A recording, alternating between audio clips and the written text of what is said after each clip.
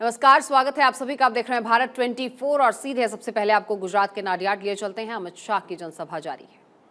रोगचाराમાં પણ તમે રાજકારણ ના ભૂલ્યા, પરંતુ નરેન્દ્રભાઈએ સરકાર ભાજપની હોય કે કોંગ્રેસની દેશના દરેક રાજ્યની અંદર રસી મૂકવાના કામને સમાન રીતે કરી સમગ્ર દેશને કોરોનાથી સુરક્ષિત કરવાનું કામ આપણા નેતા અને દેશના વડાપ્રધાન નરેન્દ્ર મોદીએ કર્યું। કોરોના આવ્યું, लॉकडाउन थयो, दुनियाभरनी सप्लाई चेन वेर विखेर थई गई, मंदी आई, कल कारखानाओ थोड़े समय सुधी बंद थई गया, रिक्शा बंद, लारीओ बंद, मजूरोनुं काम बंद। हवे रोजनु लई रोज कमावाळा लोकोने तकलीफ पड़े के ना पड़े? बहनों हाचू कहेजो, पड़े के ना पड़े? अरे आ बाजू बोलो, पड़े के ना पड़े भाई? नरेंद्रभाई तरत रस्तो काढ्यो। 2.5 वर्ष सुधी बधा गरीबों ने दर व्यक्ति ने दर महीने 5 किलो अनाज मफत आपवानुं चालू करी 80 करोड़ गरीबों नो चूलो सरकतो राखवानुं काम कर्युं। अने आ काम एटली सुंदर रीते कर्युं के क्यांय भ्रष्टाचार ना थयो।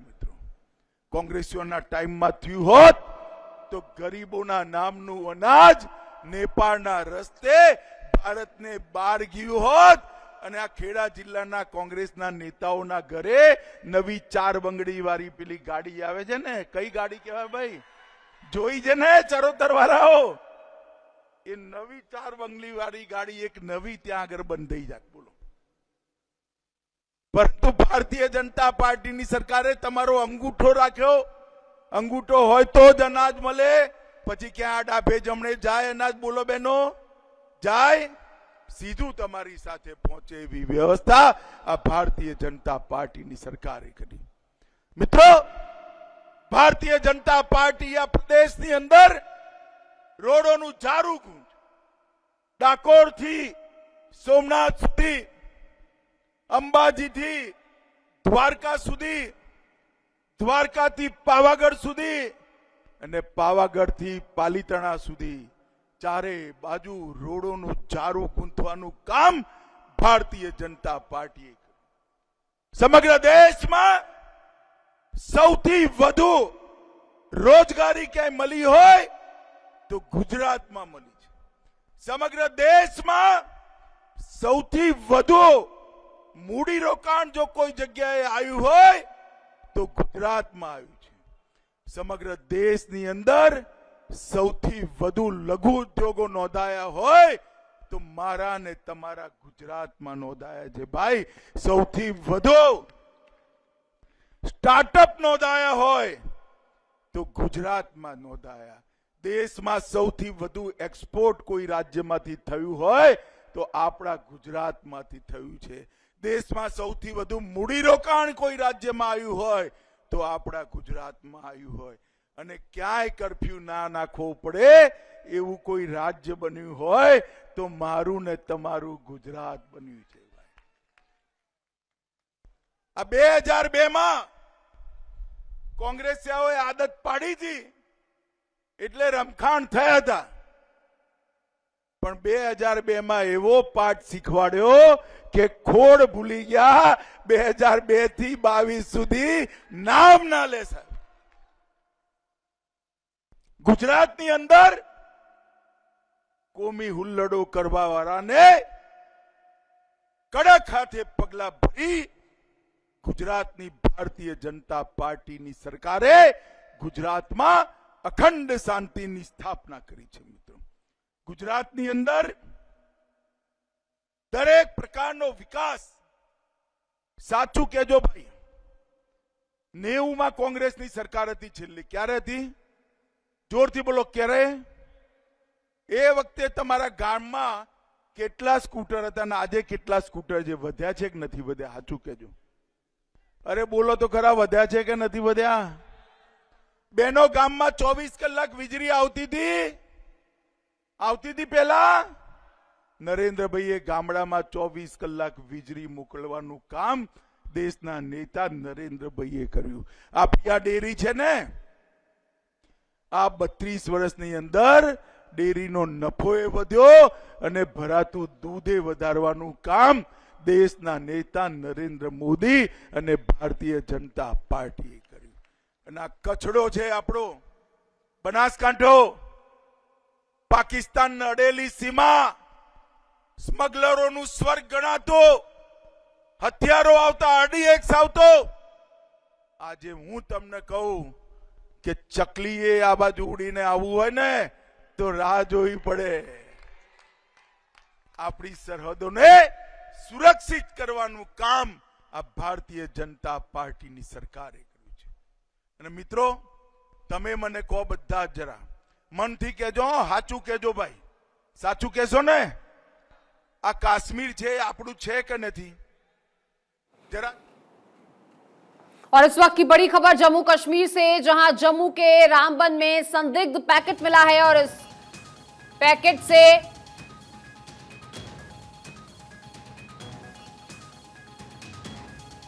ये पैकेट बस से बरामद किया गया है. 2 संदिग्ध पैकेट्स में आईईडी होने की आशंका जताई जा रही है. तो जम्मू कश्मीर से ये बड़ी खबर, जहां रामबन में संदिग्ध पैकेट बस से बरामद हुआ है और 2 संदिग्ध पैकेट्स में आईईडी होने की आशंका जताई जा रही है.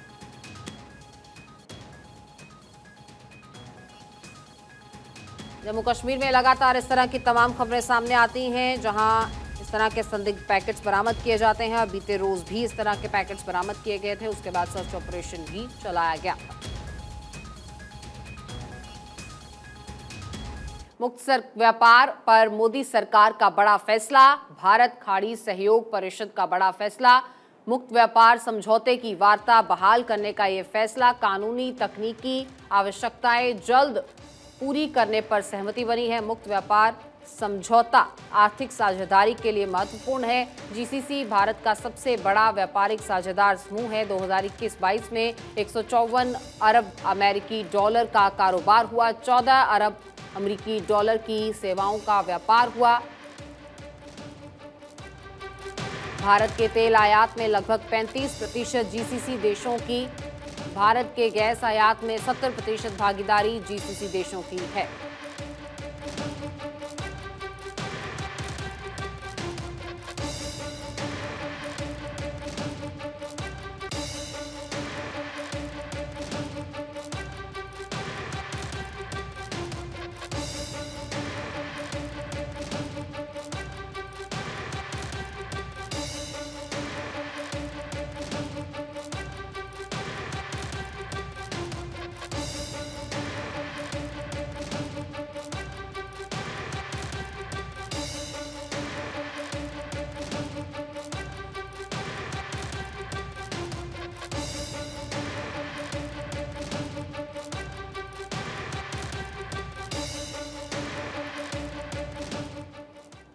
और उधर मनोज तिवारी के ट्वीट पर बड़ा विवाद हुआ है. केजरीवाल पर हो सकता है हमला. मनोज तिवारी का ट्वीट जिसमें ये लिखा हुआ है, भ्रष्टाचार को लेकर आम आदमी पार्टी के कार्यकर्ता नाराज है.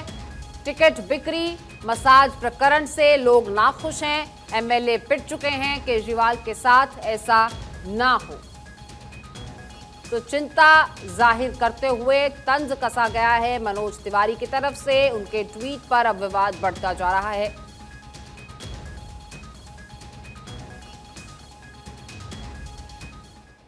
दरअसल मनोज तिवारी ने एक ट्वीट किया है जिसमें उन्होंने अरविंद केजरीवाल पर हमले को लेकर चिंता जाहिर की है. मनोज तिवारी ने इसमें लिखा है, अरविंद केजरीवाल जी की सुरक्षा को लेकर मैं चिंतित हूं, क्योंकि लगातार भ्रष्टाचार, टिकट बिक्री और जेल में बलात्कारी से दोस्ती, मसाज प्रकरण को लेकर आम आदमी पार्टी के कार्यकर्ता और जनता गुस्से में है.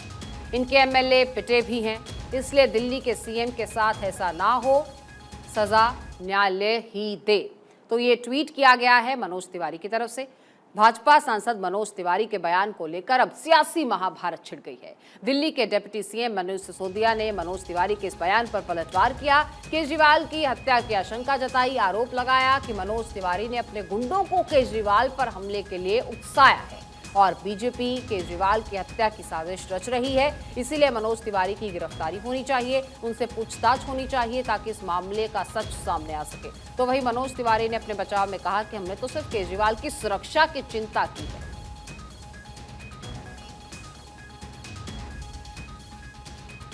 कल मनोज तिवारी जी ने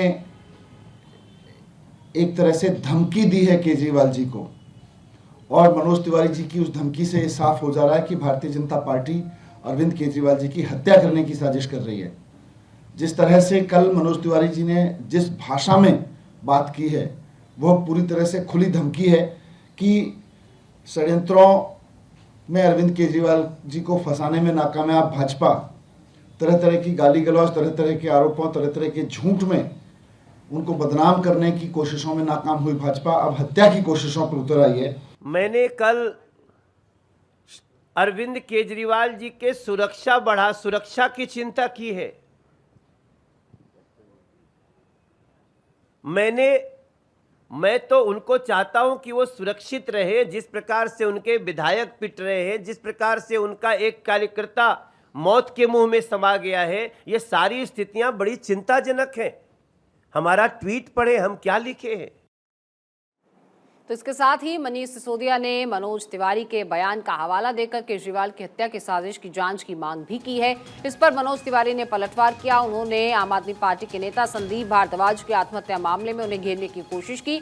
बीजेपी ने संदीप की आत्महत्या की जांच की मांग कर दी है। आरोप लगाया है कि संदीप ने आत्महत्या नहीं की, बल्कि एक तरह से हत्या उनकी कर दी गई, क्योंकि आम आदमी पार्टी से टिकट मिलने का भरोसा उन्हें दिया गया था, लेकिन टिकट नहीं दिया। टिकट किसी और को बेच दिया गया, जिससे आहत होकर संदीप भारद्वाज ने आत्महत्या कर ली और केजरीवाल सीधे तौर पर इसके लिए जिम्मेदार हैं, ये कहना है सांसद मनोज तिवारी का।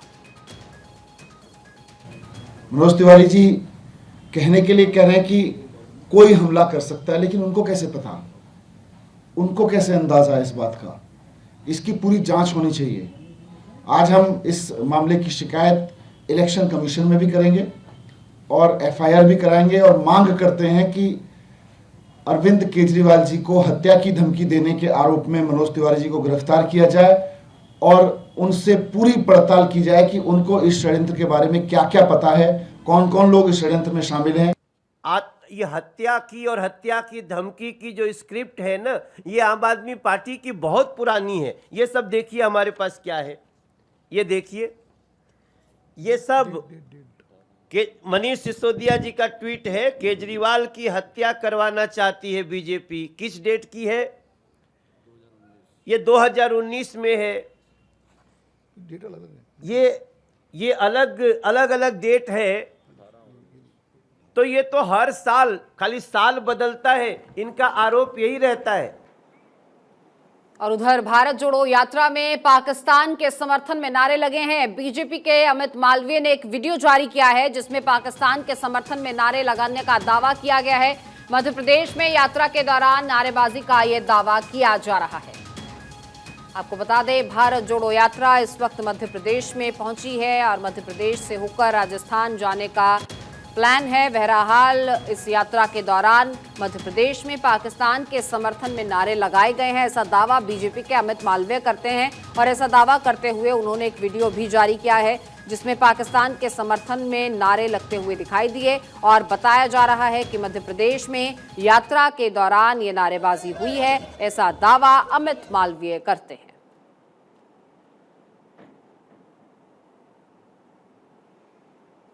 तो भारत जोड़ो यात्रा लगातार अन्य राज्यों से होती हुई गुजर रही है और मध्य प्रदेश और राजस्थान से अब ये कारवां निकलेगा। यहाँ दोनों ही राज्यों में अगले साल चुनाव होने हैं और इस तरह की ये तस्वीरें भारत जोड़ो यात्रा की लगातार कल से ही सामने आ रही हैं मध्य प्रदेश से। और अब अमित मालवीय का एक ट्वीट जिसमें उन्होंने एक वीडियो जारी किया है और उसमें ये दावा करते हैं कि पाकिस्तान के समर्थन में नारे भारत जोड़ो यात्रा के दौरान लगाए गए।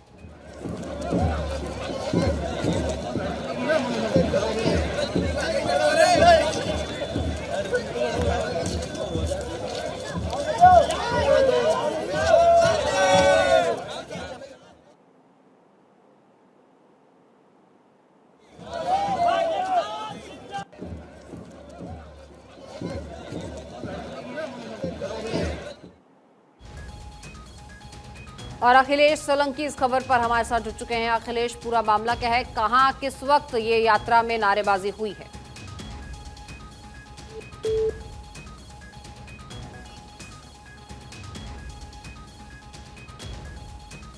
अखिलेश से संपर्क करने की कोशिश करेंगे। बहरहाल तस्वीरें आपके सामने हैं। मध्य प्रदेश में भारत जोड़ो यात्रा का एक कारवां पहुंचा। कमलनाथ इस वक्त उस समय साथ थे राहुल गांधी के, और ये दावा किया जा रहा है कि इसी वक्त ये नारेबाजी हुई है पाकिस्तान के समर्थन में मध्य प्रदेश में यात्रा के दौरान।